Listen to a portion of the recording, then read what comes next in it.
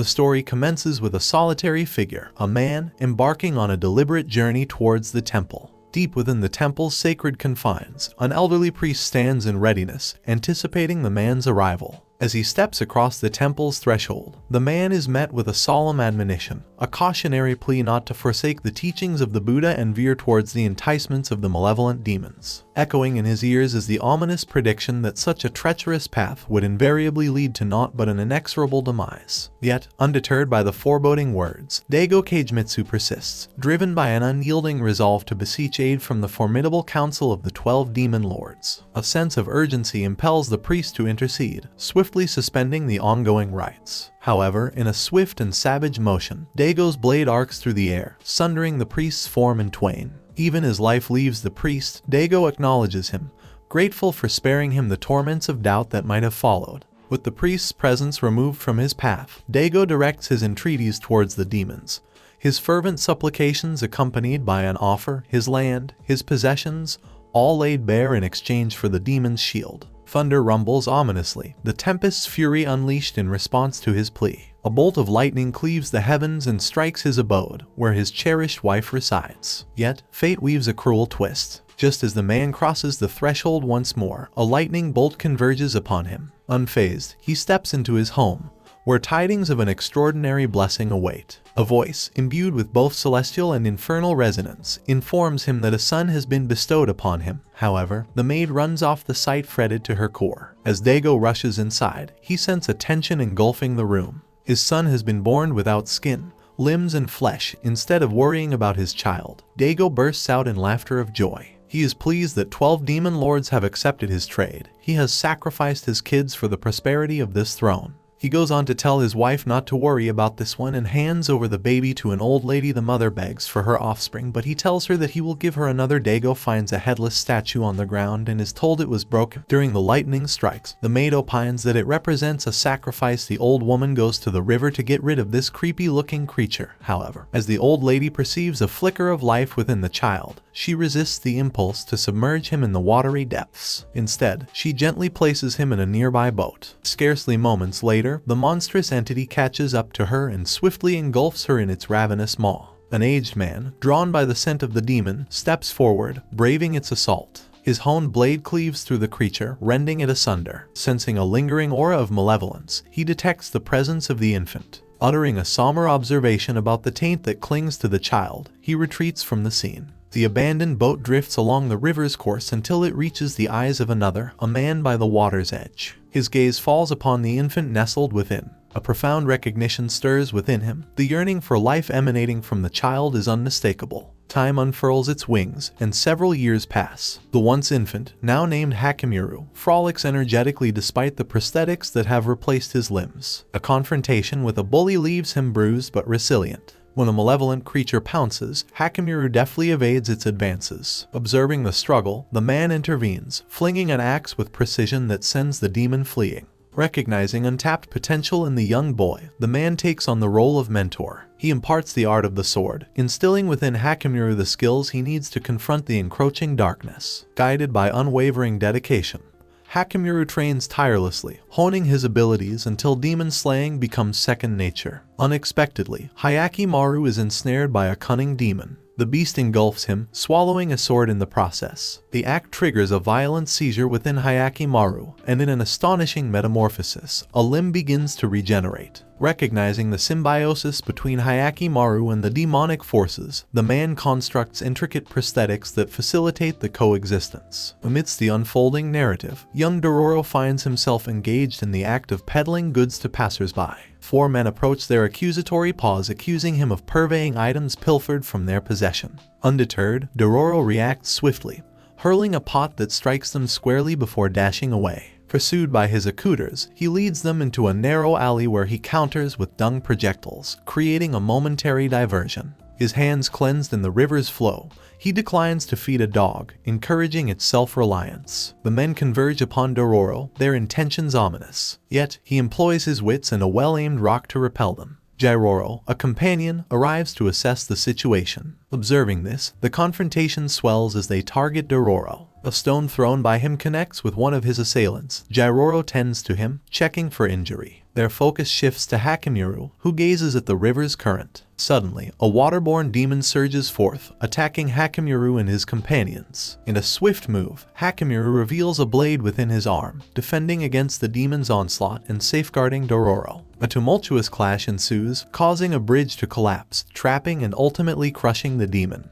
Hyakkimaru reclaims his sword, now merged with his arm, as Dororo replaces his hands. Curiosity piqued, Dororo questions Hyakkimaru's combat prowess despite his apparent deafness and blindness. Amidst their dialogue, a seizure overcomes Hyakkimaru, his mask slipping to reveal his flesh. In a surprising transformation, his body begins to sprout limbs and flesh, hinting at a profound metamorphosis. Meanwhile, within a different facet of the story, Dago witnesses a lightning strike upon the Demon Lord's temple. Hastening inside, he discovers one of the 12 demon lords felled by this divine bolt. Amidst their journey, Dororo persistently questions the enigmatic Hyakkimaru. Dororo is certain that Hyakkimaru can see things. Otherwise, how could he take the monstrous creature with such precision? Unfazed, Hyakkimaru collects berries and engages in spearfishing, readying to consume the catch raw. However, Dororo intervenes, taking charge of cooking the fish. He masterfully burns fire and serves Hyakkimaru with seasoned fish to fill their appetite. It's then revealed that despite his blindness, Hyakkimaru possesses the ability to perceive people's souls, gauging their inherent goodness or malice. In Dororo's case, Hyakkimaru does not sense a threat. He is experiencing such a soul for only the second time in his lifespan. The first was his guardian and mentor. As dawn arrives, Dororo presents a mission to Hyakkimaru. A nearby village is being threatened by a monster, and if they can handle the demonic creature, they will be rewarded with money. Dororo does not spare a minute more and guides him toward a village plagued by the menacing creature. As they reach the village, a horde of commoners welcome them. Dororo asserts that they are here, and upon coming off the news of the demon, he claims to be a monster hunter and offers to charge upon completing the mission. Taken aback by Dororo's tale of Hyakkimaru's exceptional abilities, the villager quickly agrees to lend their help in solving the matter. The vice leader of the village offers them shelter for the night, but deprived of a shelter, Dororo agrees to follow the lead. They stay at a quite plain shelter. However, it's still quite relaxing for both Dororo and Hyakkimaru. Dororo ponders how these villagers are going to pay them. They have been living a rather miserable life themselves. There isn't even enough food to fill their appetite. Under the cloak of darkness, the creature infiltrates the house. Fretted Dororo panics and asks Hyakkimaru to attack the creature, but Hyakkimaru refrains from attacking, allowing the creature to return unharmed. The following morning, Hyakkimaru led to the village head, a woman of captivating beauty. Dororo is quick to express admiration for her appearance, while Hyakkimaru's demeanor grows guarded. This unease escalates, causing him to prepare for conflict, and this heightened tension leads the villagers to confine them within a storehouse. Inside, they cross paths with an elderly man who shares Hyakkimaru's mission to conquer the monster. As conversations unfold, the old man imparts several staggering revelations to Dororo. Among these revelations is the disclosure of Hyakkimaru's visual impairment, which is counterbalanced by his unique ability to perceive the unseen. His perception extends to sensing souls in the darkness that can reside within them. The old man further discloses his encounter with the village's monster, which led to his current imprisonment within the storehouse. As Hyakkimaru steps into the space, the old man detects a sense of familiarity, as if he has crossed paths with the young man before. As night descends, Hyakkimaru takes action, diving into a well to confront a demon. The ensuing battle leads him to the transformed demon god within the village head. A fierce clash ensues, with Hyakkimaru's prowess in combat evident. He blinds the monster and continues the fight, pursuing it into the bamboo thicket. A triumphant move finds Hyakkimaru leaping skyward, striking the monster's skull with precision. The monster reveals the first monster's secret, leading to the discovery of hidden riches. The vice leader explains that due to their barren lands, they resort to taking from the remnants of the demon god's feasts. This monster, a tormentor, represents retribution for a past act of cruelty. Dororo expresses remorse for impeding Hyakkimaru earlier. In response, Hyakkimaru grasps Dororo's face and marks his name on the ground. Suddenly, a seizure grips Hyakkimaru, marking the return of his sense of touch. He inadvertently steps into a fire, suffering a burn. In Jukai's life, when he learned to fight from a famous warrior known for being brutal on the battlefield, Jukai is told to kill an innocent woman for no reason. The weight of his terrible act shakes a sense of right and wrong, making him think deeply about the choices he's made. Jukai tries to get away from his sorrow and loneliness by throwing himself off a cliff into the huge ocean.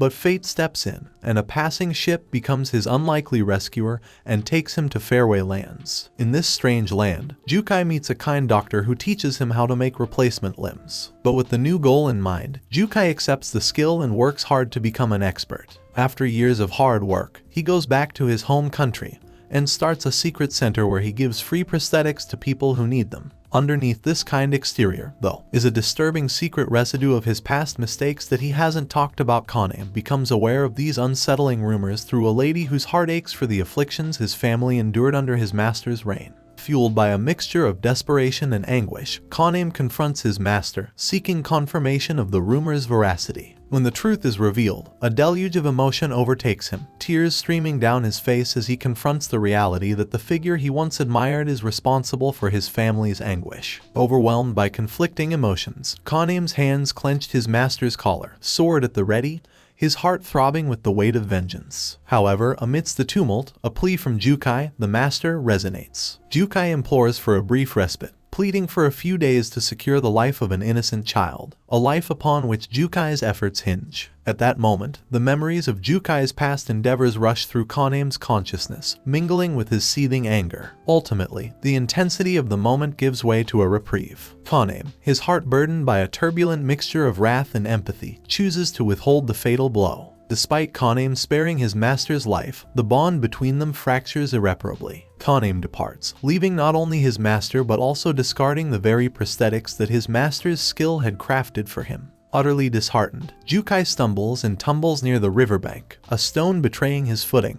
As consciousness returns to him, Jukai's gaze falls upon a discarded child, an unexpected encounter with fate. Gazing upon the child, Jukai recognizes the extent of the challenge he now faces. The boy lies before him, devoid of not just skin but also life's necessities. An overwhelming shock washes over Jukai as he realizes that this seemingly lifeless form is still imbued with a fragile spark of vitality. In the face of such a daunting prospect, he makes a life-altering decision. Accepting the enormity of the task ahead, Jukai resolves to undertake what might be the most formidable challenge of his expertise. In the role of a surrogate father, Jukai constructs a comprehensive set of prosthetic limbs for the child, ultimately rescuing his life. Over the years, Jukai assumed the role of mentor and guardian, imparting vital survival skills and combat techniques. Beyond mere survival, he instills the knowledge of fighting, recognizing that Hyakkimaru's extraordinary spiritual awareness has subjected him to a unique set of challenges. Jukai's motive lies in shielding Hyakkimaru from the ill effects of this awareness, driven by his painful history and a desire to prepare him for the perilous world they inhabit. As Hyakkimaru's training intensifies,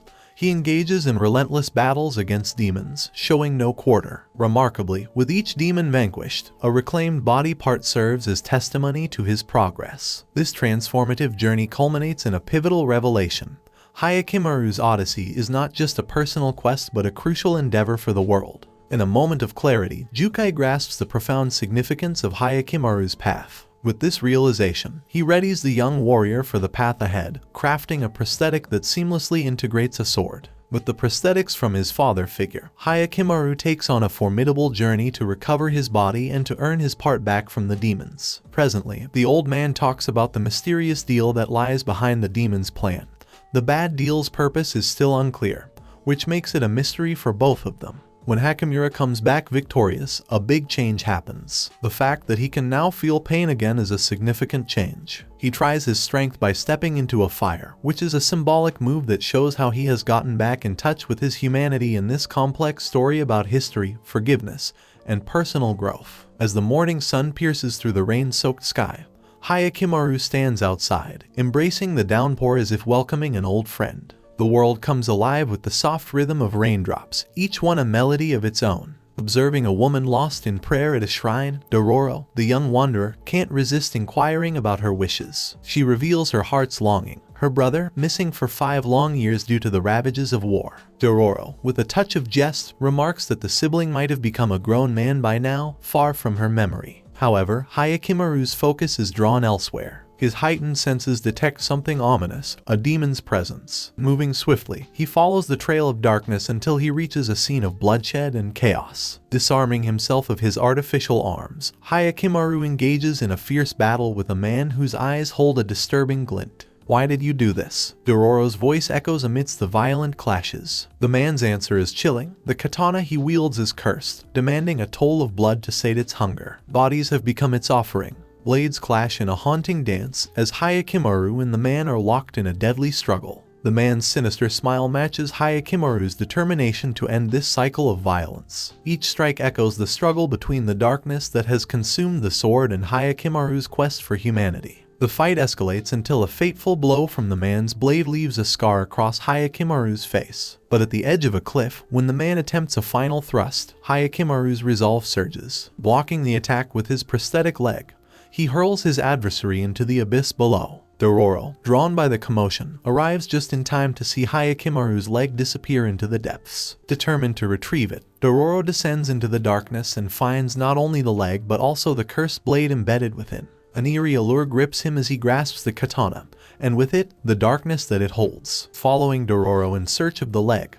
Hyakkimaru only manages to find his leg with no traces of his friend and the katana. On the flip side, Dororo is under the influence of the katana, and despite the inner reluctance to follow the katana's will, he cannot stop it for long. The blade's malevolent control leads Dororo on a path of destruction as he slices through the village streets, sowing fear and chaos. Hyakkimaru watches from a distance, torn between stopping his friend and understanding his struggle. Following Dororo, he arrives amid the village's terror, their blades clashing again under the relentless rain. The fight is intense as the rain bears witness to their battle. Their clashing blades seem to echo the dichotomy of the human spirit, Hyakkimaru's unwavering resolve against the blade's sinister power. A final strike shatters the blade, breaking its hold on Dororo. As the rain finally ceases, a figure approaches, a woman crying over her fallen brother, the man who had wielded the cursed sword. With the blade shattered, her brother's darkness is finally laid to rest. In the aftermath, as the sun breaks through the clouds, Hyakkimaru lies on the ground, overwhelmed by the newfound sensations flooding his senses. Dororo, with care, binds his eyes to shield him from the world's assault. Yet, the peace is short-lived. A new threat emerges, a bird demon swooping down. Hyakkimaru fights valiantly, but the battle leaves him injured and vulnerable. The timely arrival of an old man saves them, revealing Hyakkimaru's struggle with his newly restored senses. With war on the horizon, and as Hyakkimaru battles against the onslaught of sound, amidst the song of raindrops and the echoes of battles fought, Hyakkimaru and Dororo's quest for humanity continues, one step at a time. Since Hyakkimaru is experiencing the voices for the first time in his life, it's pretty hard for him to get used to the flowing waves of sound around his eyes. While his friend Dororo is busy making things easier for him, he senses an ominous presence, and suddenly the tranquility is shattered as a formidable bird demon swoops down. Hyakkimaru becomes entangled in a harrowing confrontation when a demonic bird attacks them on a cold night. The demon's onslaught is fierce, sending Hyakkimaru reeling and then grasping him in its sharp talons. With a swift, calculated strike, Hyakkimaru retaliates, severing the air with his blade before collapsing to the ground, his strength waning. As the demon prepares for the final blow, life seems to shatter for both Dororo and Hyakkimaru. The elderly man bursts onto the scene, a beacon of intervention and bravery.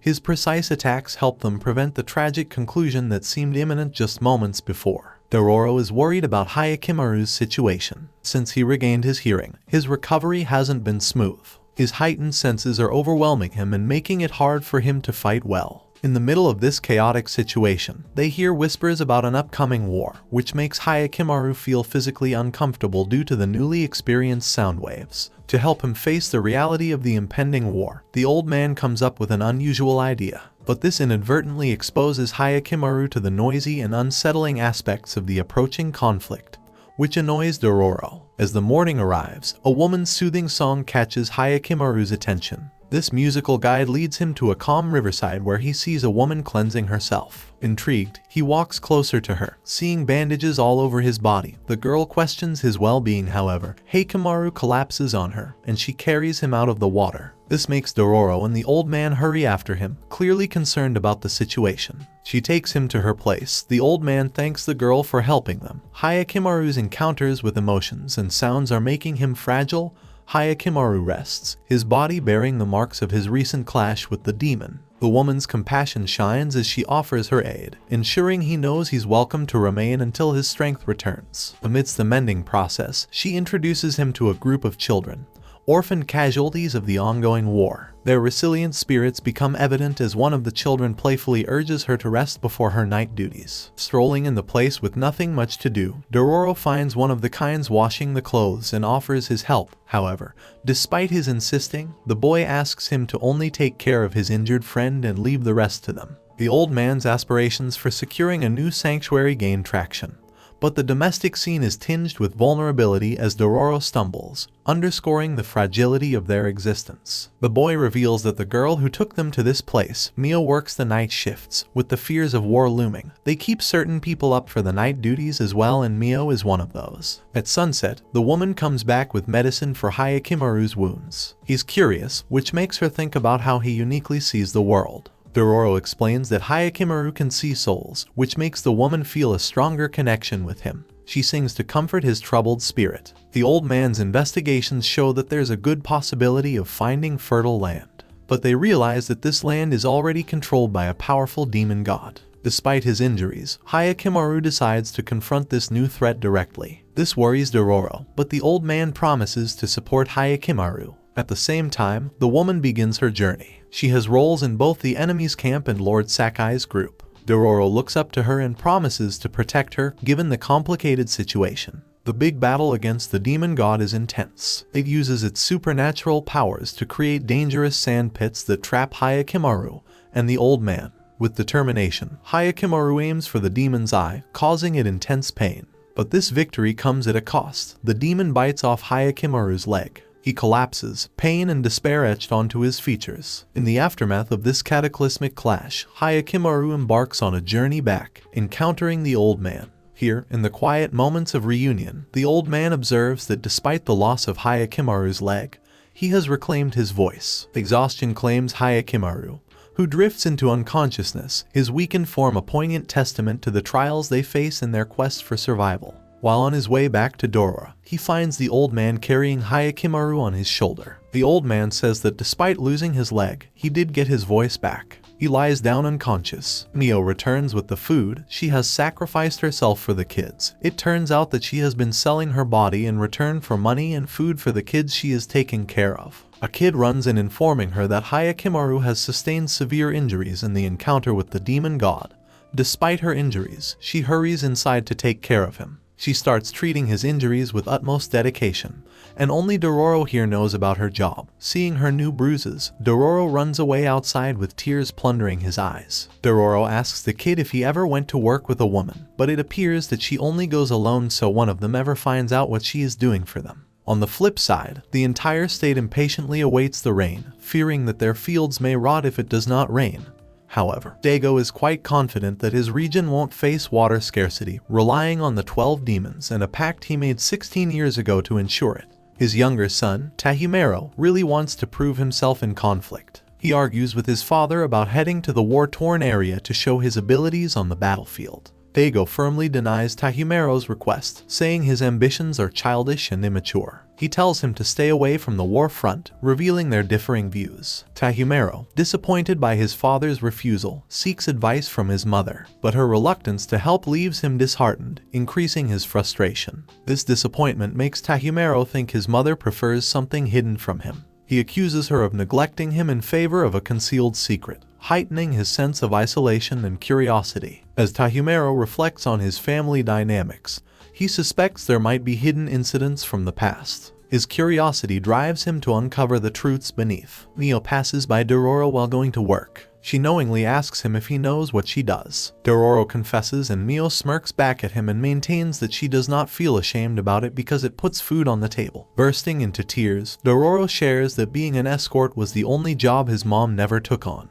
and sadly, she passed away. He encourages her to reclaim enough from her current work so she can buy a piece of land. He hopes that she can cultivate rice and leave behind the escorting profession. As she leaves for the soldiers' camp, she is unaware that a soldier is secretly spying on her. On the flip side, Hyakkimaru practices on his new leg. The kids show him a stash of swords and he takes a liking to one. In the night, Dororo realizes Hyakkimaru is missing and runs after him. It turns out that Hyakkimaru has gone out to fight the demon god alone. His eyes speak vengeance, and he takes on the demon god to seek revenge for his torn-off leg. It bites through his new leg, but he reveals a sword is attached to it. He stabs it in the mouth and then slices the demon god with his fierce swing of the blade. Dororo and Hyakkimaru return to see the temple ablaze, with the last child falling as they arrive. Dororo shouts for them to stop. The soldier goes on to explain that Mio was suspected of being a spy as she went to the enemy camp. She has been caught escorting on both sides. Dororo rushes to intervene but gets thrown to the ground by a soldier. Hyakkimaru disarms the lead soldier with his swift strike, and the other soldiers hurl around him to hunt him down. Tragedy strikes as Mio succumbs to her injuries and passes away. This prompts Hyakkimaru to scream in anger, and a dark aura emerges from him, reminding Dororo of the monk's words. Hyakkimaru turns his anger towards the soldiers, using an unusual method to incapacitate them. He removes the thinker of one soldier. Dororo steps in to prevent him from going further. Hyakkimaru hugs Dororo and calls the woman's name. They bury them and then continue on their journey together. While walking, Hyakkimaru appears to be caught up by the incident in the temple. Despite Dororo's persuasions to pull him out of his thoughts, Hyakkimaru does not respond. Suddenly, they hear a man making out in the jungle. Gutted by Hyakkimaru's condition, Dororo bursts out at the man that it's not the place to enjoy himself, and he must be wary of the dangers lurking in the surroundings. As they look up, they find Lower Moon 5, and the man is not having fun. He is acting weird under the influence of the demon. Hyakkimaru sets the man free and then fights the demon. He injures the demon but gets webbed around a tree, and the demon escapes. Dororo rescues his friend, and during their hunt for the demon, they come across a village and wonder if the monster has gone down the village. They find out that people have been going away to the village each night and suspect that it may be because of the spider creature. During the battle with Hyakkimaru, the spider monster sustains a back injury that leaves her unable to move freely. In her weakened state, she transforms herself into a woman to avoid potential attacks. Lying on the road in this condition, she is discovered by a man who offers his assistance. He takes her to his nearby dwelling and provides her with food. Despite his humble background and limited resources, he selflessly shares his only meal and leaves the house without eating anything himself. This act of kindness is a new experience for the monster, as she has never encountered a human who would sacrifice for others. The man gives her the name Ohagi since she lacks a proper name, and she takes a liking to it. Meanwhile, Dororo recognizes the challenges of staying in a village with scarce resources for fields and food. They come across a sign offering a reward for capturing a kidnapper, warning people to stay away as the kidnapper is believed to be a monster. Tragedy strikes when several laborers lose their lives in a work-related incident. When the man returns home, Ohagi inquires about the noises she heard, prompting him to recount the entire incident. Later, as night falls and Ohagi struggles with her hunger, she contemplates devouring the man. However, she hears the sound of his stomach rumbling, indicating that he hasn't eaten anything. This revelation astonishes her. She has never encountered a human who prioritizes others over themselves to the extent of starving for the sake of sacrifice. Dororo is confused because they walked all night looking for the monster and couldn't find it, but someone else still went missing from the village. He begins to question if the kidnapper is the monster. They decide to look for the kidnapper once more. They have been on the hunt without food for 2 straight days. Dororo fears if this continues they may end up starving to death. There is nothing in the village to consume besides the berries and insects. They satisfice on the tree leaf for the night and keep their hunt going. Meanwhile, the man decides that Ohagi's health is consistently worsening, implying that she is suffering from some disease. There is no doctor in the village to cure her, so he decides to carry her outside the village where she can find herself a doctor, and Ohagi quickly agrees to his idea. The man secretly guides Ohagi to escape the village, but Hyakkimaru can sense her presence, and he finds the monster together with a man. Despite warnings about her true nature, the man continues to protect Ohagi, even claiming to be the kidnapper himself. He aids villagers in leaving the settlement to ensure she can find a better life elsewhere. As guards arrive, he remains steadfast in his defense of her. However, their safety is short-lived as the guards surround them. In a bold move, Dororo demands the promised reward, only to discover that it's a fraudulent lure. The guards initiate an attack, but their efforts are futile as they become ensnared in webbing. Ohagi incapacitates them by consuming their life force after giving them a fleeting moment of respite. Suddenly, Ohagi shoots a sticky substance at Hyakkimaru, and they make a hasty escape with him in pursuit. Their flight leads them to a disturbing scene, a demon ensnaring the guards and draining their souls. Hyakkimaru intervenes, disarming the demon and poised to deliver a final blow. However, the demon pleads that she needs to get the man to a doctor. As the man implores her not to run, a change seems to come over Hyakkimaru. Touched by this plea, he allows them to escape. Meanwhile, Dororo walks along the road and has a brief encounter with a spider. Initially startled, he carefully places the spider on a leaf. Dororo complains that he is being laughed at. In a quiet village nestled between hills, an enigmatic phenomenon known as the Forsaken Cloud has cast its eerie shadow. An old man suggests combing for a bride, and they follow the recommendation and hurry in search of a bride in the village. The cloud, however, appeared out of the ordinary and as if it only settled above the village. Dororo, determined to help Hyakkimaru break through his silence, witnesses an ethereal woman in flowing white garments trekking towards a forbidding village. It is pretty surprising to find a marriage carriage trekking across the dangerous mountains. Abruptly, a young boy barrels down the mountainside, armed with a bow. Dororo quickly stops the boy and inquires about his purpose of throwing bows at a peaceful caravan. Intrigued by the unfolding scene, Dororo confronts the boy, who reveals a chilling truth. The woman is apparently his sister and she is being led towards the mountain to be offered as a bride to a hidden demon god shrouded within the enigmatic cloud. Whenever this monstrous cloud appears above them, it consumes lives until they offer a bride. Negotiations ensue. Dororo and Hyakkimaru offer their assistance. However, their services do not come for free. Dororo asks for a reward in return and Saru commits to repay with gold collected from the nearby river. The duo manages to take on the guards, which clears their path to the woman. The boy, spurred by desperation, rushes to rescue her, but her conviction remains unshaken. She believes her sacrifice will save the village.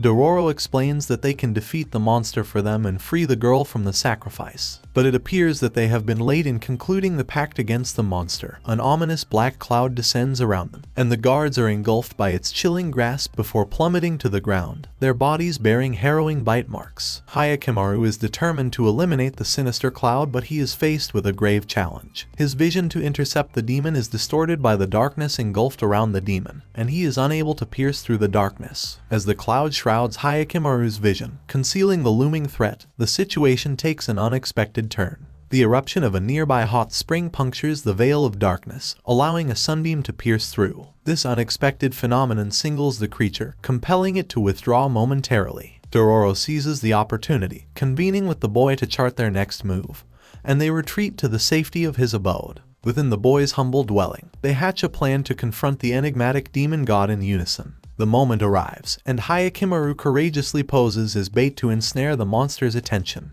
As the demon emerges from the cloud, the boy sprints away, taunting his pursuer. Dororo's voice joins the taunting, diverting the creature's focus. In a tense moment, the demon's strike narrowly misses Dororo, who evades by diving into a concealed hole. Simultaneously, the boy launches a fiery arrow at the monster, culminating in a searing explosion. The demon counters by unleashing a barrage of sinister clouds, intensifying the confrontation. Harnessing Hyakkimaru's extraordinary sensory perception, he tunes into the auditory cues around him. Guided by sound, he targets the demon's position, firing arrows to zero in on its presence. With calculated precision, he propels himself into action, dislodging one of the creature's eyes. Fueled by rage, the monster retaliates, inflicting a brutal blow that topples Hyakkimaru. In a twist of fate, Dororo hurls himself onto the demon's head, boldly taunting and momentarily immobilizing it. Leveraging this distraction, Hyakkimaru seizes the opportunity to extract the second eye.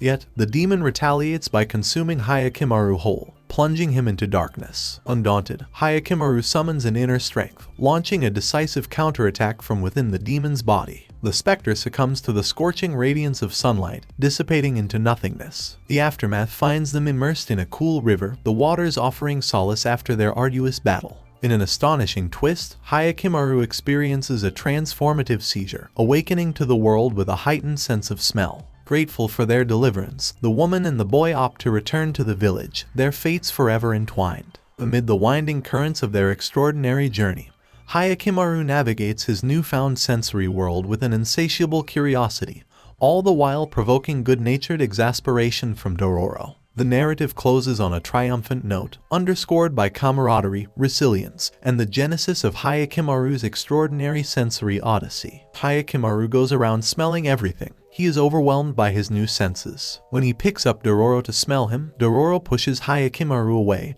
and then passes out. Hyakkimaru carries him on his back and hurries in search of a doctor. He does not possess a sound command of speaking and stutteringly asks a villager for a doctor. Soon a nun finds Dororo collapsed near a tree and asks Dororo to carry him to her temple. Under the impact of high fever, Dororo begins to blabber a lot. Dororo says he hates spider lilies because it reminds him of his parents. He explains that his parents were a part of a band that went around hunting samurais. His father was a kind man and a very brave leader, who always stood for the safety of his people. One night, the samurais attacked their homes. His father Hyakkimaru fought well with his men and eventually managed to kill all the samurais. However, he lost several men in the battle too. Gutted by the demise of his men, Hyakkimaru decided to recruit more men and attack the samurai. He did not want to back off. Among the groups against the bandits, Hyakkimaru's group was unique since they only attacked the samurai who disrupted the peace of their land.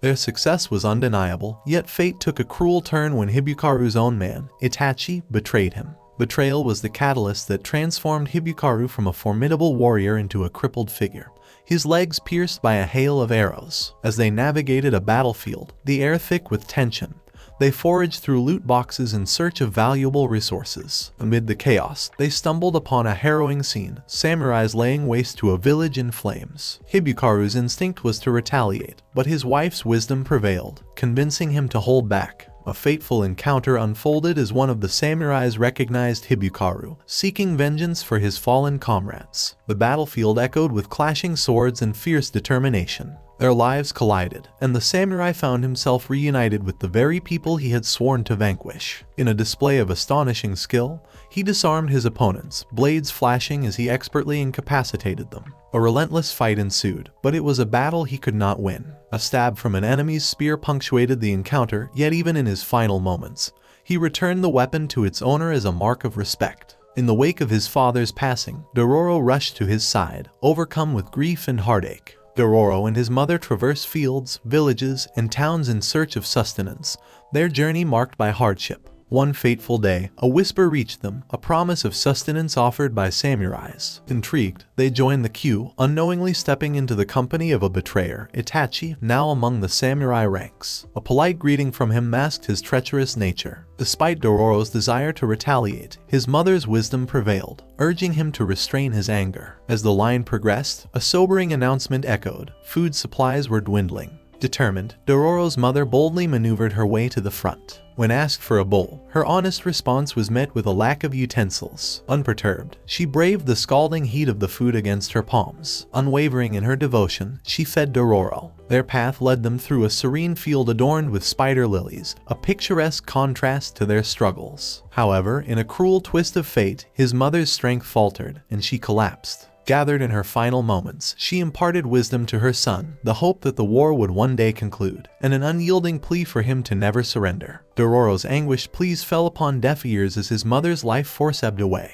The doctor tells Hyakkimaru that Dororo has had a hard life and reveals that he is a girl. They walk down the street. Dororo, now feeling better, asks Hyakkimaru if he saw anything while his clothes were getting washed, but he doesn't answer. In the solemn court of Lord Dago, his advisors voice their growing concerns. The relentless drought, unchecked, threatens famine as cultivating new crops becomes a challenge. Simultaneously, the Asakura clan's audacious advances on the battlefield raise fears of conflict. Their encroachment upon territories hints at a potent adversary. Amidst these deliberations, Dago confronts doubts. Has his pact with the demons hit an unexpected obstacle? Urgency drives him to the demon temple, where once powerful stone figures now lie shattered. His query echoes through the space: has the boy, now a man, waged a battle to reclaim himself from the demon's hold? In response, the demons unveil a spectral vision, tracing the transformation from a vulnerable child to a resolute adult, etching the complexities of destiny into the tapestry of time.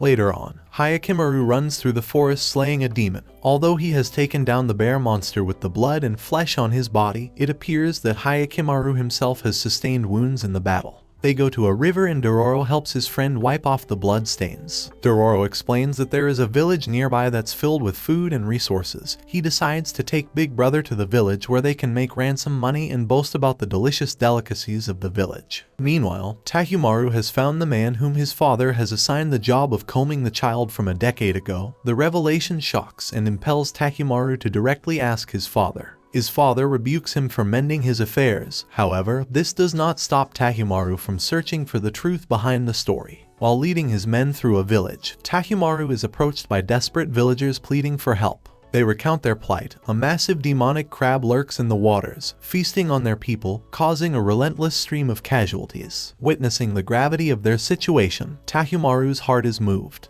Despite his soldiers' objections, he resolves to assist the villagers. His determination to save his people overrides any opposition, and he stands resolute in his decision to confront the threat and bring an end to the villagers' suffering.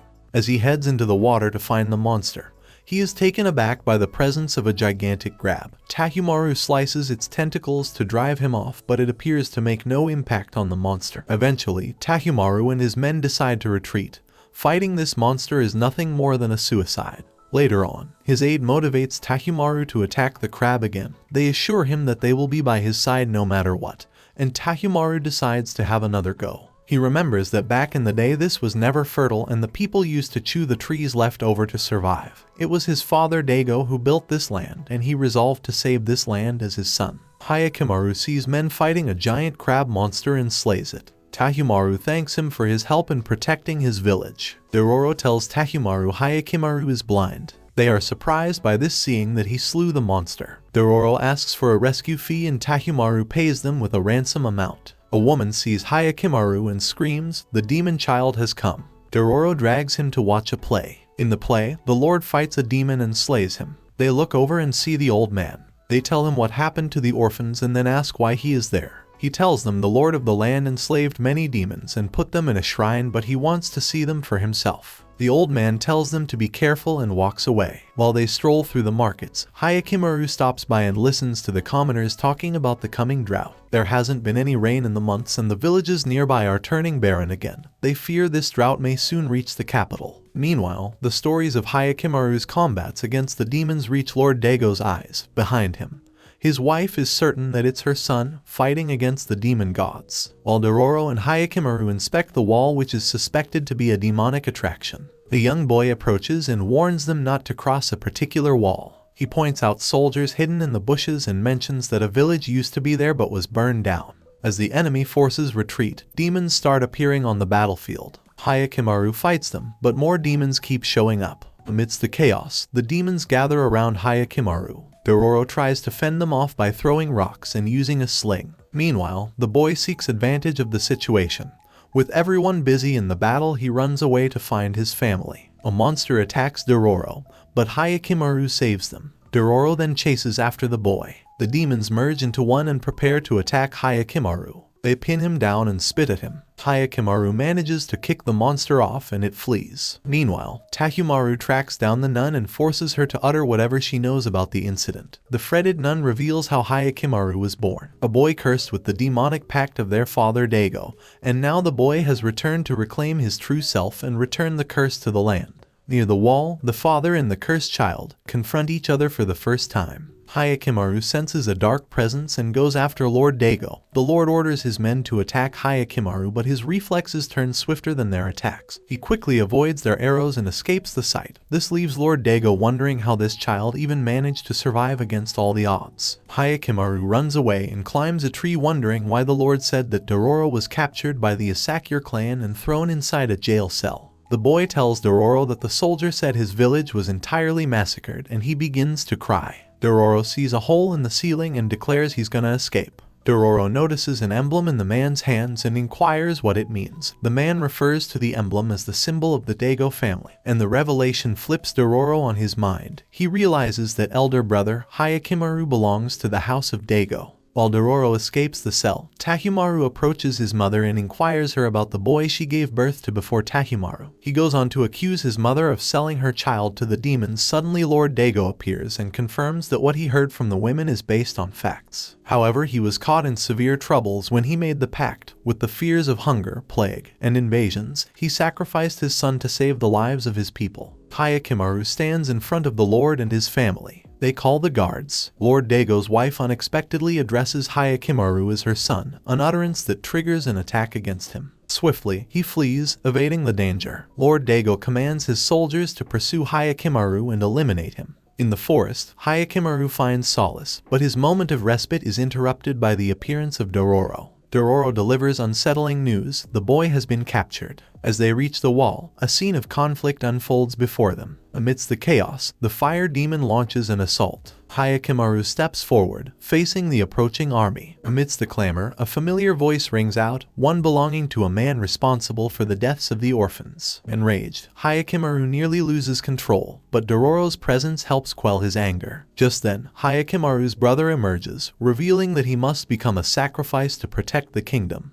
A challenge is issued, and the clash of blades begins between the siblings. Amidst their intense confrontation, Lord Daigo watches attentively as Hyakkimaru's sword slices through his brother's blade and eye. Hyakkimaru's mother arrives on the battlefield. She apologizes to him for all his suffering but says she can't save him because without him the people would suffer. She says he will not be punished alone and takes out a knife and ends herself. The wall begins to fall and his father retreats. Dororo tells him to leave this place. The boy's family comes and he runs to them. Hyakkimaru and Dororo walk away from the battlefield shocked by what they've just seen. In the dead of night, Hyakkimaru awakens and positions himself as a sentinel at the cave entrance. His vigilant posture is met with a concern from his brother, Dororo, who encourages him to rest, recognizing his prolonged restlessness. Despite Dororo's counsel, Hyakkimaru remains steadfast in his determination, a fact not lost on Dororo, who remains resolute in supporting his brother. During their journey, Dororo encounters an elderly man who points them in the direction of the Buddha, indicating beyond the mountains. In another realm, an informant brings news to Daigo that the Asakura army has retreated and rain has graced their land, an auspicious occurrence. Meanwhile, Akaka presents another man as an offering to the Buddha, only to realize that his countenance is unsuitable for the purpose. On the opposite side of events, Dororo and Hyakkimaru stumble upon a shelter where they can find respite. Dororo advises Hyakkimaru to take a rest while he goes to gather firewood and berries. While in search of berries, Dororo's attention is drawn to the sound of a nearby waterfall. Investigating the source, he encounters Akaka, who he initially mistakes for his mother. At the same time, Hyakkimaru is introduced to Akaka upon their arrival at the safe haven, where she reveals that it is her dwelling they are taking shelter in. As time goes by, Akaka explains to them how she lives her daily life and gets fed by the pilgrims. Moreover, upon Dororo asking, Akaka explains that a Buddha statue carver came to the waterfall one day and found an eroded boulder in the shape of Fudo, a wise but fearsome deity. The carver, however, was known for making kind-faced Buddha statues, but due to irrelevancy during the war, people started forgetting about him, and as a revenge to the people, the carver began carving a Fudo statue into the boulder. But as he was about to carve the facial part, Carver wanted to carve a unique face, but as he carved he would never be satisfied with the faces he carved, so he kept destroying them, and so due to old age, the carver died in his chagrin. Subsequently, while engaging in conversation, Hyakkimaru eventually succumbs to exhaustion and falls asleep. Dororo, under the influence of the drug, requests if he can address Akaka as mother. She responds warmly, allowing him to address her however he pleases. As the drug takes its effect, Dororo begins to drift into slumber. However, the story doesn't end with the carver's death. Instead, a vengeful spirit takes residence within the Fudo statue, reviving the carver and compelling him to bring live humans to the statue so it can acquire their faces. It is revealed that Akaka is actually the carver, possessing the ability to perceive people's souls and alter her appearance and voice accordingly. Upon awakening, Dororo realizes that both Akaka and Hyakkimaru are missing, prompting him to embark on a search for Hyakkimaru. Dororo desperately attempts to intervene and prevent Akaka from sacrificing Hyakkimaru. Despite his efforts, Akaka persists, but Hyakkimaru awakens and fights back against her and the malevolent spirit. In the midst of the struggle, he is thrown into the sea below. Nevertheless, Hyakkimaru manages to return to the mountain, resuming his battle against the vengeful spirit embodied in the Buddha statue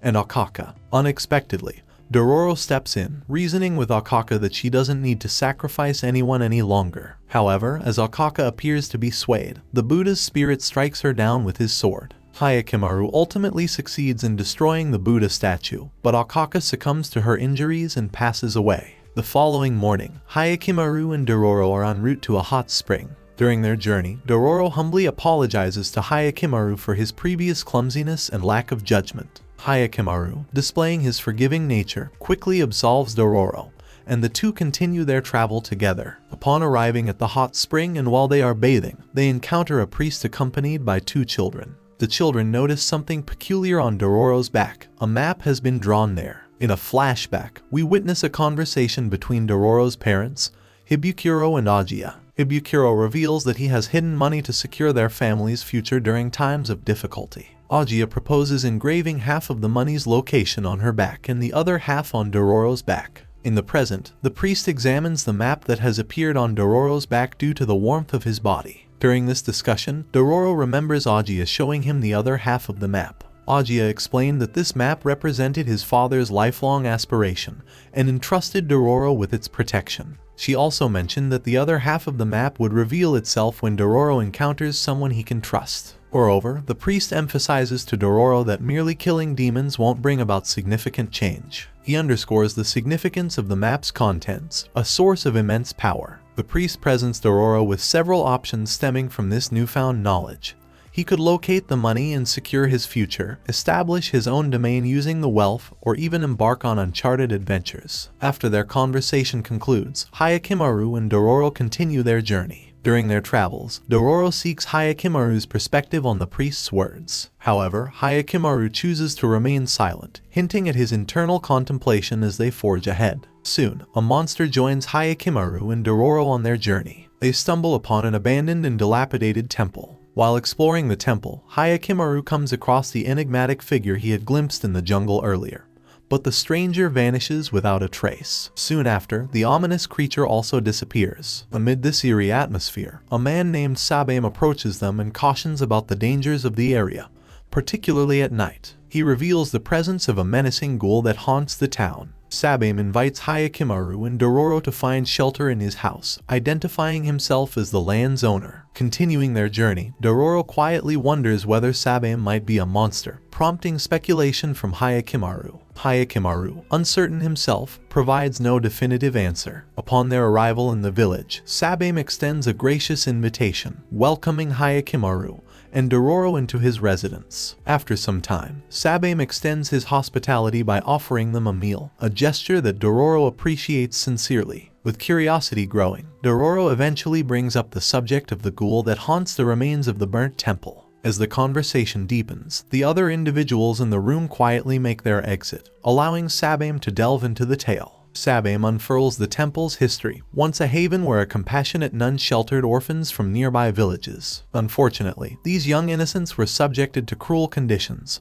forced into labor resembling that of beasts of burden. Disobedience incurred brutal punishments, including torture and fatal beatings at the hands of the nuns. A turning point arrived when nature seemingly intervened. A bolt of lightning struck the temple, reducing it to ashes. In the wake of this destructive event, the lingering presence of a ghoul emerged. Sabame reveals that this spectral entity is none other than the tormented soul of the nun herself, unable to find peace and ascend to the afterlife. As the hour grows late, Sabame cordially invites Hyakkimaru and Dororo to spend the night at his residence. Settling down for sleep, both travelers share the sentiment that they find Sabame's tale about the temple difficult to believe. In the silence of the night, Dororo's thoughts turn to the priest's advice, pondering his next steps. However, their tranquility is disrupted when an unexpected threat emerges. A monstrous caterpillar creature attacks them, its assault prompting Hyakkimaru to engage in fierce combat. With formidable determination, Hyakkimaru manages to inflict significant damage on the creature. As the battle intensifies, the caterpillar monster is compelled to retreat, leaving the travelers momentarily safe, but alert in the darkness. Surprisingly, the true identity of the monster leader is revealed to be Sabame himself. The caterpillar monster, whom Hyakkimaru had fiercely battled and injured, is unveiled as one of Sabame's offspring. This shocking revelation underscores a deeper layer of complexity in the situation. The next morning, over breakfast, Sabame warmly invites Hyakkimaru and Dororo to stay longer if they wish. He modestly acknowledges the village's lack of affluence but mentions their ability to sustain themselves. In conversation, Dororo expresses interest in learning more about the creature encountered the previous night, planning to engage with the villagers. As Dororo heads out, Hyakkimaru remains with Sabame. While exploring the village, Dororo realizes its typical nature. However, he's approached by a child and soon joins the youngster in enjoying a rice cake. During this time, the child's grandmother shares that Sabame's dedication is the reason for their peaceful life. However, when Dororo inquires the grandmother about the ghoul and the burnt temple, she remains silent and departs with her child.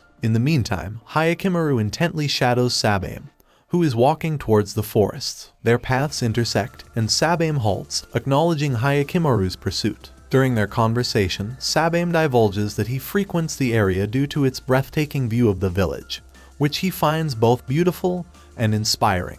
Amidst this dialogue, Dororo's suspicions about the village prompt him to explore an apparently deserted house. Inside, he stumbles upon a stockpile of rice, but his inquisitiveness leads him to uncover a concealed trapdoor. Unintentionally, he descends into the hidden chamber below. However, his exploration is interrupted as guards arrive, sealing the trapdoor and leaving Dororo trapped. Meanwhile, in the village, Sabame confronts Hyakkimaru, determined to prevent the killing of the ghouls that inhabit the area, as they are his people. Simultaneously, in the hidden room, Dororo's calls for help echo as a horde of caterpillar monsters emerge from the darkness, encircling him menacingly. As the events unfold, Sabame confides in Hyakkimaru about his origins, how his village was attacked by marauding samurai-turned-brigands, leading to chaos and encounters with ghouls. This fueled his determination to protect his people at any cost. Simultaneously, Dororo's survival hangs in the balance as he escapes from the caterpillar monsters. Suddenly, the infant ghoul returns, saving Dororo from certain danger. Meanwhile, Hyakkimaru emphasizes to Sabame his unwavering commitment to defeat the demons, regardless of the consequences. In a parallel narrative, Dororo's interaction with the ghouls sheds light on the tragic massacre they experienced. The story converges on Hyakkimaru as he confronts the butterfly monsters. A fierce battle ensues, resulting in both Hyakkimaru and the butterfly sustaining grievous injuries. The monstrous creature, however, takes flight and inadvertently sets the village ablaze. Amidst the chaos, Dororo rushes to Hyakkimaru's side, recounting his own harrowing experiences within the village storehouse. As these intertwined events unfold, alliances and confrontations shape the course of Hyakkimaru and Dororo's journey, their fates interwoven with those of both human and ghoul alike. Amidst the village turmoil, the residents grapple with the daunting prospect of surviving the upcoming winter due to the loss of their rice supply in the fire. Meanwhile, Hyakkimaru ventures solo to the heart of the river, engaging in a fierce battle with the butterfly monster. Despite sustaining injuries, he triumphs over the formidable foe. Returning to Dororo, Hyakkimaru's wounds bear witness to the arduous struggle he underwent, a testament to his determination and strength. With their trials behind them, Hyakkimaru and Dororo resume their journey, walking past the village. As they observe the aftermath, Dororo voices his concern to Hyakkimaru, questioning the apparent single-mindedness with which he pursues the eradication of demons. Hyakkimaru, however, remains focused on his quest, dismissing Dororo's inquiry by stating it's not his priority. As Hyakkimaru continues onward, his limping gait a testament to his recent battles, a sudden realization strikes him. Dororo has chosen to part ways and go on a different path. Meanwhile, Dororo finds himself confronted by a group led by Itachi. They demand the other half of the map that Dororo possesses. Itachi and his men seem determined, setting the stage for a tense encounter as they press Dororo for the information they seek. The unexpected encounter adds a new layer of uncertainty to Dororo's journey, forcing him to navigate a potentially perilous situation without the support of his companion, Hyakkimaru. Itachi commands one of his comrades to apprehend Dororo and examine his back for the map. Surprisingly, Dororo willingly complies, showing that he doesn't possess any such map. However, Itachi remains skeptical, sensing a connection between Dororo and the map's whereabouts. Driven by his determination, Itachi decides to take Dororo with them, recognizing his potential significance to their quest. As night envelops the scene, Hyakkimaru arrives, quietly observing to piece together Dororo's trail. In the cover of darkness, Dororo engages in conversation with Itachi, gradually uncovering fragments of information that unveil Itachi's mission, a quest to locate the concealed treasure's position, intertwined with Hibukuro's history. Itachi recounts the events that led him to discover the concealed money, divulging the disturbing truth about Ajia's grave. This revelation triggers Dororo's anger as he grapples with the violation of his mother's memory and her final resting place. His fury intensifies, fueled by the profound disrespect shown to his mother. The subsequent day, facing a dead end in their pursuit of the treasure's location, Itachi gestures towards Hakatsu Cape and asserts that Hibukuro concealed the money there. However, the journey necessitates a boat. Their quest leads them to a nearby village, where their hopes are swiftly dashed as they confront a grim sight. Ruined buildings and an empty village, with even the boats left abandoned, rendering Itachi and his group stranded without a means to access Hakatsu Cape. In a timely turn of events, a village resident emerges, extending a lifeline by offering to ferry Itachi and his companions on his boat. With an agreement forged, payment is promised upon reaching their destination. Their journey unfolds as the peculiar pets of the villager are revealed, two sharks that curiously manipulate the boat's course. During the voyage, as the boat navigates the heart of the ocean, an unsettling revelation is made by the villager. With a chilling demeanor, he discloses his dark secret to Itachi and his followers. The entire village has been fed to his sharks. The gravity of the situation deepens when the villager commands his sharks to converge on Itachi's boat, ensnaring his group. In a desperate struggle to escape, Itachi's men meet a grisly fate, becoming victims to the voracious predators. However, the sinister villager remains in control, demonstrating a perverse sense of mercy by directing one of his sharks to temporarily spare the lives of those on board Itachi and Dororo's boat. He plans to prolong their fear by having them devoured after sunset. As they sail on the boat, Itachi opens up to Dororo about how he and his army were used as bait to divert attention while the main force attacked their headquarters. Weary and disheartened, Dororo attempts to lift Itachi's spirits, reminding him of his survival and the potential for redemption. Inspired, Itachi regains his determination, and his men follow suit. Dororo formulates a daring plan. He leaps into the sea to bait the shark, leading it to the surface. Itachi and his companions take advantage of the situation, stabbing the shark relentlessly until it succumbs. With the threat temporarily eliminated, the group realizes that the villainous villager will return with his other shark before sunset. They swiftly make their way to the shore of the cape, aiming to reach safety and evade further danger. Before long, the villager reaches the ocean's edge, tracking the trail of blood to his deceased shark. As he surveys the scene, Itachi and his men suddenly confront him, seizing the opportunity to capture the sinister villager. In an unexpected twist, Itachi demands Dororo to hand over the other half of the map. However, when they attempt to undress Dororo, her true identity is revealed. She is, in fact, a girl. The map, unintentionally exposed due to the nearby fire, leads Itachi to bind and restrain her. Setting off on their quest for the hidden money, Itachi and his men depart, leaving the devastated villager in their wake. Consumed by grief and rage, he commands his remaining shark to avenge its fallen companion by devouring Itachi and his group alive. In an abandoned and desolate area, Jukai is engrossed in reconstructing limbs and broken bodies of deceased individuals. However, his efforts are interrupted by an elderly man who implores Jukai to redirect his skills towards the living. Suddenly, a menacing ghoul emerges, mercilessly slaughtering everyone present except for Jukai. After the ghoul's grim act, Hyakkimaru arrives swiftly and dispatches the ghoul. The disturbing incident leads Jukai to recognize Hyakkimaru and be overwhelmed by the unexpected return. Seeking safety, they relocate to a more secure spot where Jukai tends to Hyakkimaru's wounds and injuries. Amid this act of care, Jukai's thoughts drift to the past, recollecting the time he had equipped Hyakkimaru with new body parts. The staggering realization that Hyakkimaru has regained the capacity to speak, hear, and feel sensations deeply affects Jukai. Hyakkimaru resorts to gestures for communication, using his hands to signify his missing leg and expressing his desire for a prosthetic replacement.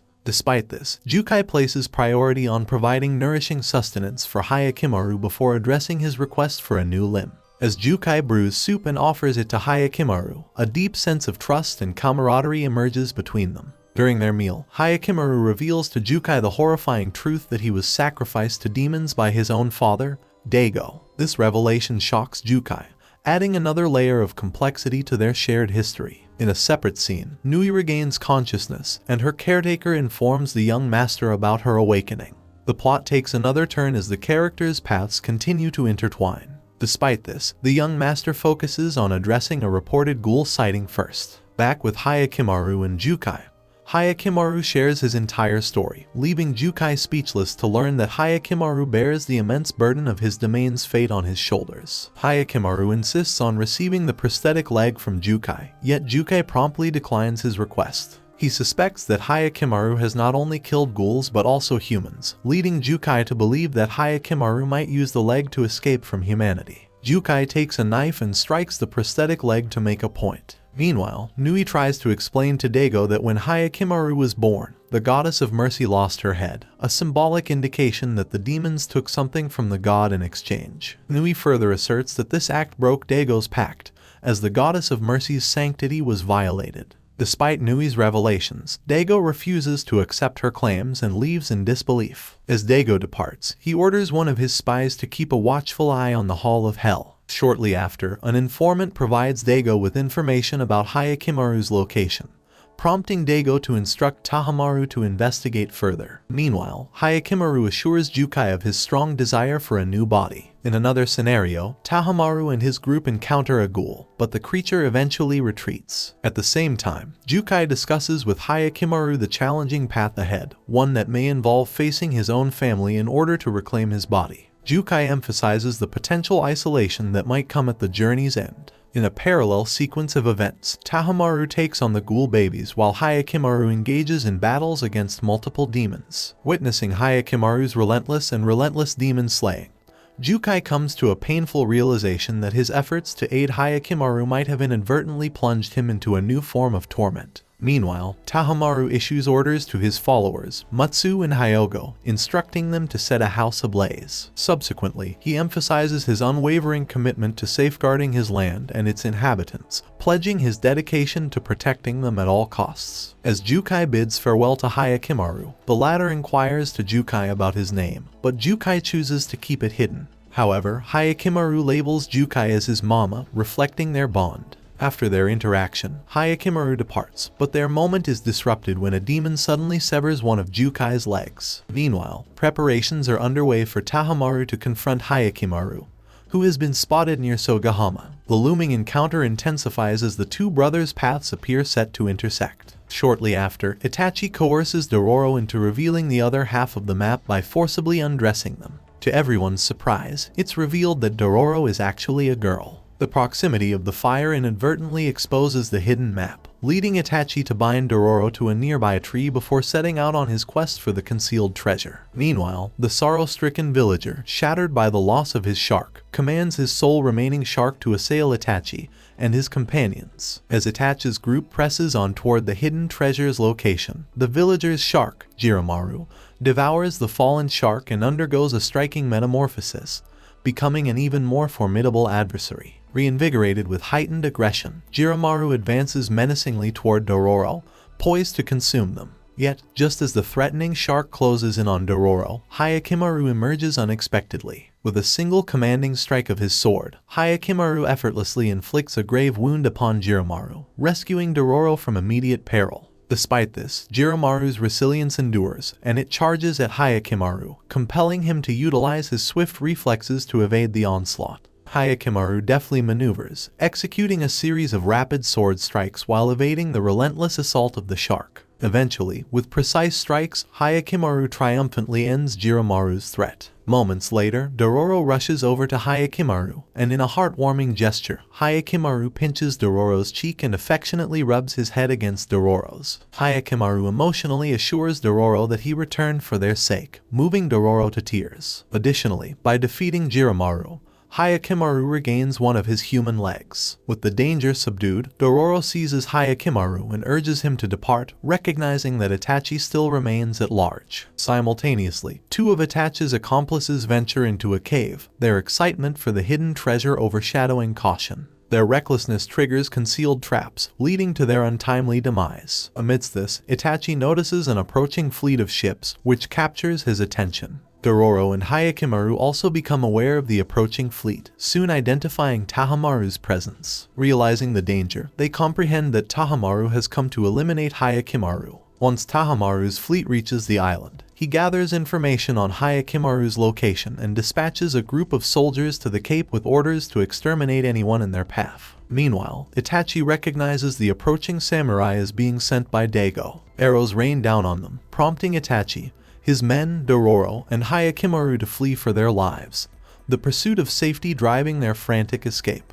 Later on, Dororo coincidentally crosses paths with Itachi. In this unexpected encounter, Dororo urges Itachi to abandon the pursuit of the treasure and instead prioritize their escape to safety. Collaboratively, they formulate a plan, but their efforts result in failure. Meanwhile, Hyakkimaru finds himself engaged in a fierce battle against Tahamaru and his forces. Amidst the chaos, Itachi seizes the opportunity and severs his connection with the conflict by grabbing Dororo and fleeing. As Hyakkimaru's confrontation intensifies, His sword shatters from a powerful strike by Hyogo. Concurrently, Itachi stumbles upon a location that closely resembles the one depicted in the treasure map. While investigating, he is abruptly bombarded by a barrage of arrows, sustaining multiple wounds. Simultaneously, Dororo's actions inadvertently trigger a series of stone statues to collapse, leading to the demise of several samurais. In the midst of Hyakkimaru and Tahamaru's relentless confrontation, Dororo tends to Itachi's well-being. Unexpectedly, villagers unleash a barrage of explosive bombs from the mountain peaks, triggering widespread panic. As the blasts reverberate, an urgent scramble for safety ensues among the group. Trapped in this perilous situation, their hopes for a moment of respite are dashed. Tragedy strikes as Hyogo, in an unfortunate turn of events, sustains a grievous injury amid the chaos. The clash of swords and the explosion of bombs intertwine, painting a vivid portrait of uncertainty and danger that now engulfs them all. Meanwhile, Itachi catches a fleeting sight of the coveted treasure, fulfilling his longing before passing away. In the aftermath, Hyakkimaru approaches Dororo. With his arrival, Dororo resolves to postpone tending to the treasure, recognizing the need to unravel the true significance of the map engraved on his back. Dororo and Hyakkimaru's quest leads them to seek out a renowned swordsmith named Manetsuna. Guided by a local, they discover that Manetsuna resides on the village outskirts. Learning that Manetsuna's daughter, Okawa, is considered unattractive, they proceed to the swordsmith's abode. There, Okawa greets them and discerns their purpose to commission her father's craftsmanship. She escorts them to Manetsuna. Upon learning of their arrival, Manetsuna examines the swords requiring his skill and promptly embarks on a journey to purify them.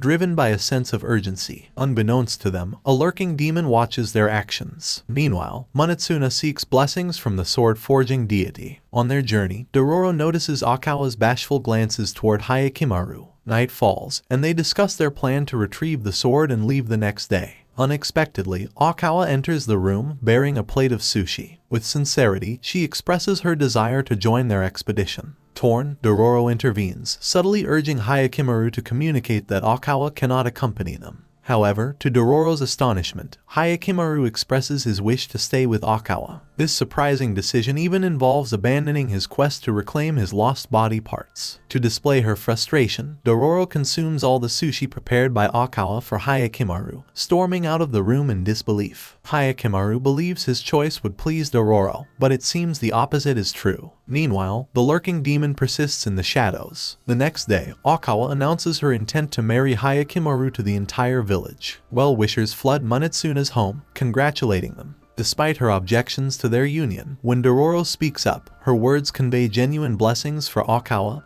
and Hyakkimaru's future. Dororo's plan to dispose of the swords, as they're no longer essential for Hyakkimaru, takes an unforeseen twist. As she moves to execute her decision, Manetsuna intervenes, catching her in the act. Cornered, Dororo candidly confides in Manetsuna, unraveling her intentions to discard the swords. She opens up about her conflicting emotions, revealing that Hyakkimaru remains oblivious to her dissent about his impending marriage to Okawa. The sun rises on a new day, revealing Manetsuna immersed in sword forging. This visual compels Dororo to engage in conversation, triggering a realization. Her speech has been reversed ever since her return from the temple. This revelation rattles her core, and in a rush, she sets off to locate Hyakkimaru for clarity. Arriving at the temple, Dororo is met with a startling revelation. A ghoul, shrouded in the shadows, has orchestrated the entire cascade of confusion. It is this sinister being that's responsible for her reverse speech, the chaotic incidents, and the bizarre turn of events. With the truth finally unveiled, Dororo confronts the malevolent presence with an unwavering resolve, determined to restore clarity to their tumultuous journey. Before long, both Hyakkimaru and Okawa emerge on the scene, influenced by the ghoul's malevolence. Under this sinister sway, Hyakkimaru launches an assault on Dororo, driven by the ghoul's manipulation. Yet, abruptly, Manetsuna intervenes, stunning everyone as he incapacitates the ghoul with a well-timed blow. In the aftermath, Okawa steps forward to address the village, revealing that the ghoul's influence had coerced Hyakkimaru into agreeing to their marriage. The shocking revelation prompts the immediate cancellation of their impending wedding. Amid the murmurs and shifting emotions, a courageous villager steps up, volunteering to take Hyakkimaru's place as Okawa's groom. In a whirlwind of events, the village unites behind this new couple, and the hastily arranged wedding proceeds swiftly. Akawa finds herself married to the willing villager, turning the tide of fate in a direction unforeseen by anyone, concluding this chapter of intricate twists and turns. With his newly forged swords in hand, Hyakkimaru ventures out to test their mettle. Akawa and Dororo share a piece of advice, urging him to refrain from engaging in unfamiliar interactions. Monetsuna acknowledges Dororo and Hyakkimaru's extraordinary bravery in combating ghouls and demons regularly. As the conversation continues, Dororo and Hyakkimaru ready themselves for the ongoing journey, mindful of the perils they face daily. Their determination remains unshaken as they stand on the precipice of the unknown, bolstered by their courage and unwavering spirit. Elsewhere, Tahamaru and his companions find themselves in a village, only to receive grim news that its inhabitants have met diverse and tragic ends. Following deliberation, Tahamaru decides to set off for the Hall of Hell, his resolve firm. However, his intentions shift as a desperate villager appears, imploring him for aid. Responding compassionately, Tahamaru tends to a suffering child's needs, offering nourishment. In a poignant moment, he assures the villager that he will not abandon him again, solidifying his commitment to offer support and aid to those in dire circumstances. Amidst a forest adorned with vibrant red leaves, Dororo and Hyakkimaru find respite, pausing to nourish themselves with food. In this tranquil moment, Dororo imparts knowledge about the changing seasons, capturing Hyakkimaru's newfound curiosity. Observing this unexpected yet heartening shift in his demeanor, Dororo recognizes a transformation within him. Their peace is interrupted by the arrival of Saburoda, a man with a resolute purpose. He reveals his intention to confront the same demon they seek, sharing that he has pursued the creature for 6 months. Bearing the scars of his encounters with the demon, Saburoda recounts the tragic loss of his mother at its hands, etching his thirst for vengeance. United by a shared goal, they embark on the quest together, guided by Saburoda to the demon's haunt. As their journey intertwines their destinies, they tread the path towards their shared foe, each driven by their own reasons and histories. The demon materializes, prompting Hyakkimaru to launch into battle. In the heat of the conflict, a moment arrives when Hyakkimaru comes to Dororo's aid. However, the situation takes an unexpected twist as Saburoda turns on Hyakkimaru, launching an attack that's met with a determined defense from Hyakkimaru. Saburoda discloses a twisted truth. His sinister satisfaction stems from luring victims to the forest, allowing the demon to devour them, relishing in their pleas for help. Meanwhile, unsettling reports reach Daigo about anomalies involving the statues in the Hall of Hell, recalling Nui's cryptic words to him. As the events unfold, Dororo regains consciousness after a fall from a cliff, only to discover her hand trapped in rock. Hyakkimaru draws her attention to water dripping from the cliff, gradually pooling around her confinement. Driven to aid her, he fervently works to free Dororo from her entrapment, the urgency of their predicament heightening the intensity of their struggle. Saburoda's memories resurface, recounting the tragic encounter with the demon as he carried his mother. That fateful day saw his mother mercilessly slain by the creature, compelling Saburoda to sever her hand in a desperate attempt to save her. The memories haunt him, fueling his vengeful pursuit. Meanwhile, Hyakkimaru persists in freeing Dororo, even resorting to breaking his prosthetic arm to replace it with a new one. However, the stone holding Dororo remains unyielding. An unexpected savior arrives. The priest from their earlier meeting intervenes, successfully liberating Dororo from her entrapment. As the situation unfolds, Hyakkimaru confronts Saburoda and delivers a swift strike, injuring the demon instantly. Saburoda's recollections resurface. After his mother's death, villagers rallied to support him, seeking vengeance for her murder. Tragically, their attempt ended in their own demise. The past intertwines with the present, weaving a tapestry of pain, vengeance, and courage in the face of overwhelming darkness. In the present, Hyakkimaru charges the demon once more, splitting its face in two. Saburoda sacrifices himself, leading to the demon's regeneration and evolution. Despite its enhanced form, the demon is swiftly vanquished by Hyakkimaru. Dororo arrives, witnessing Hyakkimaru's frustration. Despite his victory, he remains burdened by the ongoing absence of his recovered body parts, a reminder of his enduring struggle. The priest arrives, and Dororo urgently intervenes to halt Hyakkimaru's frenzied actions. Meanwhile, Tahamaru at the Hall of Hell notices a crack emerging in a statue. Dororo manages to restrain Hyakkimaru from incessantly attacking the demon. Yet, in silence, Hyakkimaru begins to stride toward the forest. When questioned by Dororo, he reveals his determined intent to confront Daigo, reclaim his lost body parts, and bring an end to the ongoing torment and suffering. During their journey, a herd of horses approaches Dororo and Hyakkimaru. As the horses rush past, Dororo deduces that they're likely Asakura scouts, emerging from the direction of Daigo's territory. They resume their travels, encountering a passing merchant who seems to recognize them. Midway through their journey, distressing news reaches Daigo. 2 more villagers have succumbed to the pandemic's grip. Fueled by desperation, he issues a harrowing command for the village to be set ablaze. Additionally, Daigo becomes aware that the Asakura clan has gathered a formidable force of approximately 2,000 soldiers, although their actions are presently restrained.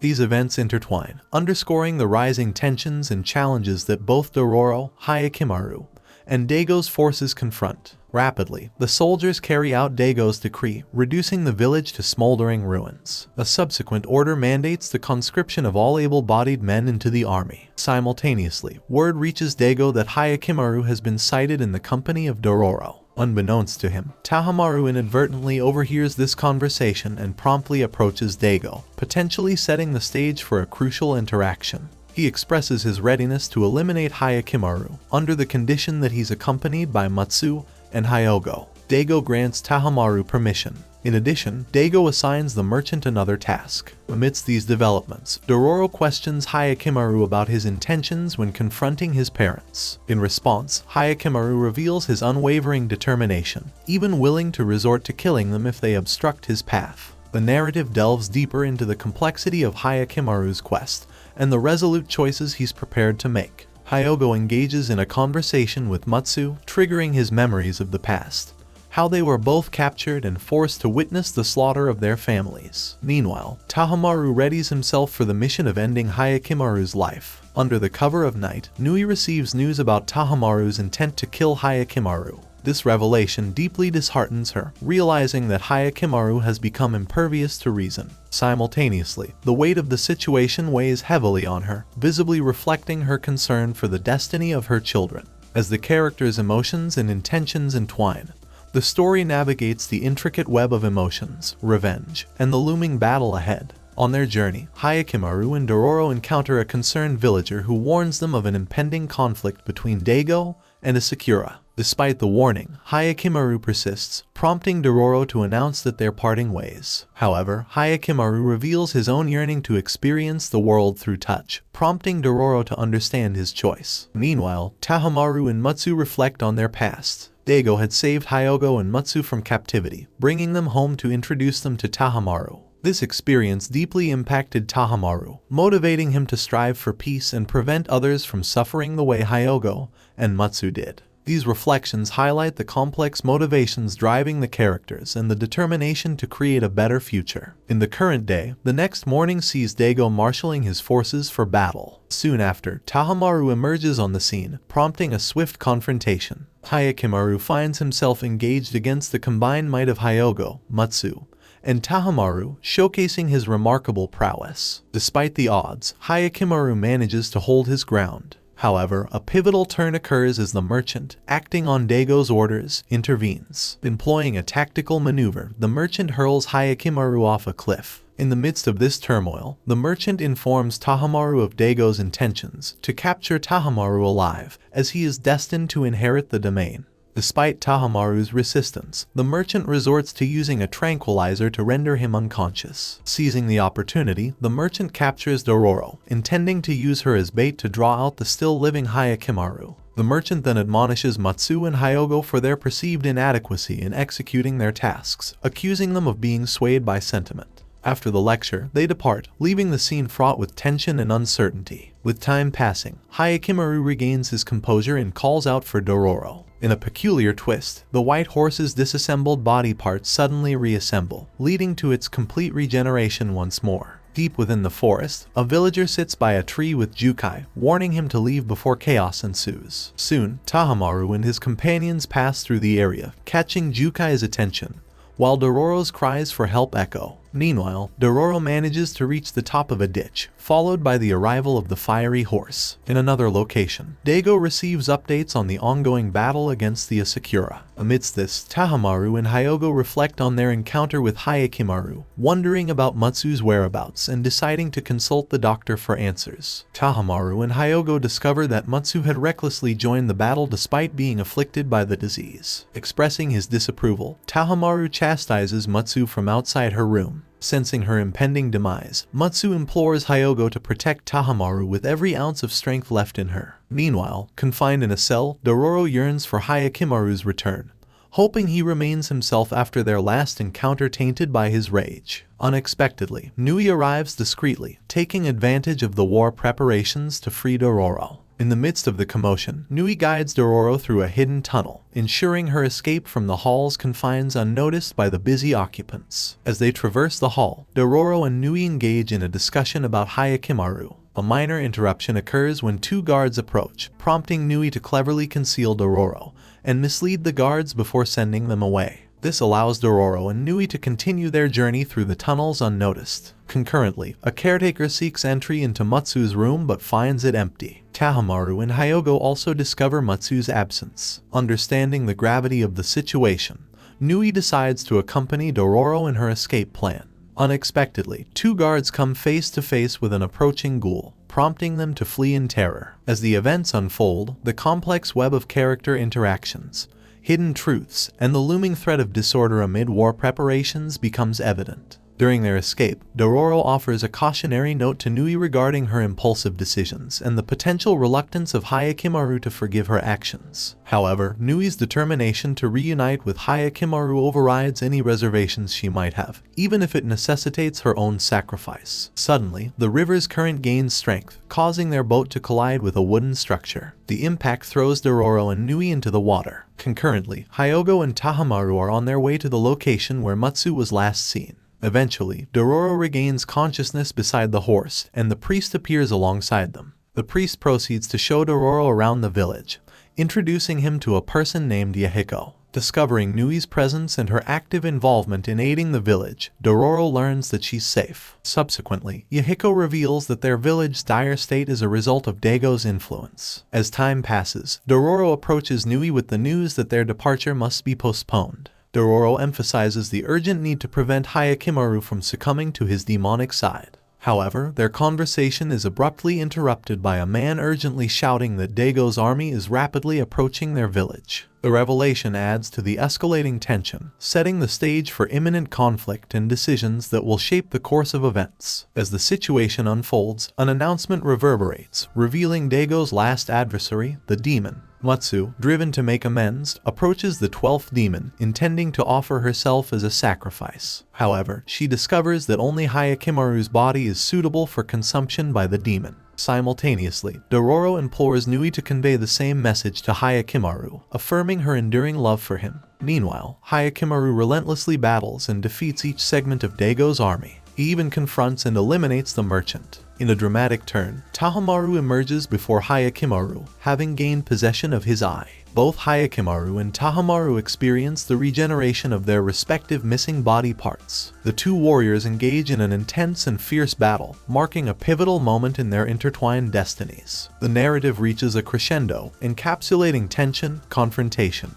and the impending resolution of long-standing conflicts. Hyakkimaru confronts Tahamaru, Hyogo, and Matsu simultaneously, driven by an unwavering determination to reclaim his lost body parts. Amidst the intense battle, Dororo and Nui arrive at the scene, witnessing Hyakkimaru's ferocious onslaught against Tahamaru and his companions, devoid of any trace of his former humanity. The priest also joins them, revealing to Dororo and Nui that Hyakkimaru's ability to recognize them has been compromised. The priest's revelation originates from his first-hand encounter within the Hall of Hell, a place housing the statues of 12 demons. It becomes apparent that the power of a demon that failed to claim Hyakkimaru's life has now transferred to Tahamaru. This realization forms the crux of the narrative's climax, where characters grapple with the implications of this revelation and the intensifying battle that ensues. As the conflict unfolds, a sobering truth emerges: the prosperity of their land is inextricably linked to the sacrifice of Hyakkimaru. The confrontation escalates, pitting Hyakkimaru and the ghoul horse against Tahamaru, Hyogo, and Matsu. Amidst the chaos, a fierce clash unfolds. Hyakkimaru engages with Tahamaru, while the ghoul horse battles Hyogo and Matsu. After a brief struggle, Hyogo plunges his sword into the ghoul horse. In response, the ghoul horse inflicts a fatal blow, tearing apart Hyogo's head. Witnessing this gruesome scene, Matsu charges at the ghoul horse in a desperate bid to avenge Hyogo's death. This deadly confrontation culminates in the deaths of the ghoul horse, Hyogo, and Matsu. In the midst of this tragic climax, the pony that had roused Dororo earlier appears, rushing to witness the demise of its mother, the ghoul horse. The events unfold in a poignant and gripping sequence that underscores the sacrifices and brutal consequences of the character's actions. In the aftermath, Tahamaru rushes to check on Hyogo and Matsu, discovering their lifeless bodies. This tragic turn results in Hyakimaru's prosthetic arms being discarded as he regains his original arms. As Hyakimaru raises his sword, he inadvertently cuts his hands on the blade's sharp edge. Amidst this turmoil, Nui approaches Hyakimaru with tears in her voice, calling his name. However, Tahamaru intervenes, preventing Nui from getting closer. Suddenly, Hyakimaru rises and flees from the scene. This event marks a turning point, encapsulating Jukai's earlier warning about Hyakimaru's body being stained with blood upon requiring his body parts. The sequence highlights the emotional turmoil, sacrifices, and consequences that have unfolded, leaving characters in a state of profound uncertainty and reflection. Hyakimaru confronts Tahamaru, who makes a clandestine attempt to attack him. This time, Hyakimaru's combat prowess is even more exceptional, exhibiting rapid reflexes and skillful defense. Tahamaru is compelled to flee from Hyakimaru's formidable onslaught. Simultaneously, the priest informs the people that the battle will only conclude upon the death of either Hyakimaru or Tahamaru. Amidst the chaos, a villager proposes sacrificing Hyakimaru in exchange for peace. However, Dororo and Nui vehemently oppose this notion. Nui asserts that their approach to conflict has been misguided, emphasizing the need to fight for what they want like Hyakimaru. Despite this, Nui acknowledges the inherent risk, as the pursuit of strength might lead one to succumb to their inner beast. The dialogue underscores the ethical dilemmas, differing perspectives, and moral implications that underscore the characters' choices in the midst of the ongoing turmoil. Receiving grim tidings, Daigo learns that a 15-man army has encircled their region. Despite the consecutive setbacks, Daigo remains resolute against defeat. He's further alarmed to hear of Tahamaru's atypical confrontation with Hyakimaru. Soon, Tahamaru arrives at the castle, urging everyone to evacuate for their safety, which they heed. Meanwhile, Dororo rallies others to finally resist and fight back after enduring years of oppression. As Hyakimaru arrives, a fierce battle ignites between him and Tahamaru. Meanwhile, Dororo and the others spot the castle ablaze. Dororo and Nui depart for the Hall of Hell, with Nui sensing the necessity to be there due to her son's conflict. Dororo realizes that Hyakimaru doesn't need to retrieve his body parts. Instead, Dororo can serve as Hyakimaru's eyes, limbs, and arms, a revelation that carries profound implications. While on her way to the castle, Nui stumbles and falls, but the priest arrives to lend her support. Simultaneously, Hyakimaru and Tahamaru engage in their fierce battle, each determined to defeat the other. Amidst the combat, Tahamaru bitterly mentions how Hyakimaru has taken everything from him, including their mother, Nui. The battle grows more intense as they discuss their losses. As the events unfold, Dororo reaches the priest and observes as he helps Nui enter the castle through a back room. When Dororo expresses her desire to accompany Nui, Nui declines, instead humbly asking Dororo to always stand by Hyakimaru's side, a poignant exchange that underscores their intertwined fates. As Nui reaches the back door, Jukai opens it and recognizes her as Hyakimaru's mother. Meanwhile, the battle between Hyakimaru and Tahamaru rages on, exacerbated by the burning castle. The fight intensifies to the point where both are on the brink of death. In a crucial moment, Hyakimaru gains the upper hand over Tahamaru and has the chance to end the battle by beheading him. However, Hyakimaru refrains from doing so, unable to explain his hesitation. Suddenly, the demonic power within him surges forth, compelling him. Amidst this, as Tahamaru contemplates changing his perspective towards Hyakimaru, the demonic influence forces him to act against Hyakimaru, further complicating their already tumultuous conflict. Yet, Tahamaru displays immense resolve and manages to overcome the demonic influence. Taking a remarkable step, he plucks out his own eyes, returning them to Hyakimaru, their rightful owner. This act results in Hyakimaru regaining his eyesight. Shortly thereafter, Tahamaru succumbs to severe injuries and the heavy smoke, losing consciousness. Amidst the chaos, Nui and Jukai arrive. Nui shares a poignant final moment with Hyakimaru, urging him to leave the castle to ensure his safety. Hyakimaru obeys, exiting the collapsing structure. Nui approaches Tahamaru, apologizing for not fulfilling her maternal role. As flames engulf the castle and the situation escalates, the trio of Jukai, Tahamaru, and Nui meet their end. Subsequently, despite being informed of these ongoing incidents, Daigo remains unwavering in his determination to engage in combat against the Sakura. Tragically, this course of action results in the loss of countless lives as men are sacrificed for Daigo's cause. Even the final demon statue collapses, emblematic of the turmoil and devastation wrought by these events. Once the tumult subsides, on a particular morning, Dororo confides in Yahiko and other companions about a concealed treasure. Dororo also divulges plans to retrieve this treasure within a couple of days. Later, Dororo visits the priest, uncovering the priest's unexpected past as a former samurai. Concurrently, Hyakkimaru navigates his way to a temple where he encounters Daigo. Daigo's chilling words reveal his continued willingness to sacrifice Hyakkimaru to demons if given the chance. Daigo, a samurai lord, unabashedly conveys his sole desire for absolute dominion. Ultimately, after a tense exchange, Hyakkimaru takes the decisive step of ending Daigo's life. These significant developments mark a pivotal turning point in the narrative, underscoring Hyakkimaru's resolve and bringing a definitive conclusion to Daigo's quest for power and dominance. Meanwhile, Dororo remains in patient anticipation of Hyakkimaru's return.